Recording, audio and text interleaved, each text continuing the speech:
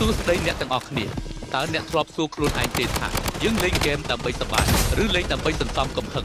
ថ្ងៃនេះខ្ញុំចង់និយាយខ្លះៗទាក់ទងនឹងការលេងហ្គេមបែបវិជ្ជមានមកជជែកជាមួយមនុស្សទាំងអស់គ្នាព្រោះថាវីដេអូនេះមានតែមនុស្សទេទើបស្ដាប់យល់ស្ដាប់ហើយមិនជេរខ្ញុំជាការពិតណាស់ហ្គេមគឺជាការកំសាន្តមិនមែនជាសមរភូមិជីវិតគោលបំណងធំនៃហ្គេមគឺការសម្រាកពីភាពតានតឹងបើយើងយកភាពតានតឹងពីក្នុងហ្គេមមកបង្កើតជាចំនួនក្នុងបណ្ដាញសង្គមវាមានន័យថាយើងកំពុងចាញ់ឥទ្ធិពលនៃហ្គេមហើយបណ្ដាញសង្គមគឺជាកញ្ចក់ឆ្លុះបញ្ចាំងពីបុគ្គលិកលក្ខណៈរាល់វីដេអូឬ comment ដែលយើងផុសវាមិនត្រឹមតែបង្ហាញពីអ្វីដែលយើងគិតនោះទេប៉ុន្តែវាបង្ហាញពីកម្រិតនៃភាពចាស់ទុំរបស់យើងទៅកាន់មនុស្សរាប់ម៉ឺននាក់ក្នុងផែនទីមានផ្លូវច្រើនសម្រាប់ដើរតែក្នុងបេះដូងអ្នកលេងហ្គេមគួរមានផ្លូវមួយដែលហៅថាការយោគយល់ការលេងចាញ់អាចត្រឡប់មកឈ្នះវិញបានតែពាក្យសម្ដីដែលជេរប្រមាថគ្នាវាអាចនឹងបន្សល់ទុកនៅស្លាកស្នាមមិនល្អជារៀងរហូតមកលេងដើម្បីសប្បាយមិនមែនមកលេងដើម្បីសាងសត្រូវឡើយជំនាញដែលខ្លាំងបំផុតក្នុងហ្គេមមិនមែនជាការសម្លាប់បានច្រើននោះទេប៉ុន្តែគឺជាការរក្សាចិត្តឲ្យស្ងប់នៅពេលជួបបញ្ហាបើមានគេឌឺដងមកយើងការឆ្លើយតបដ៏ល្អបំផុតគឺភាពស្ងប់ស្ងាត់និងការអភិវឌ្ឍសមត្ថភាពខ្លួនឯងកុំឲ្យហ្គេមត្រួតត្រាលើអារម្មណ៍យើងអី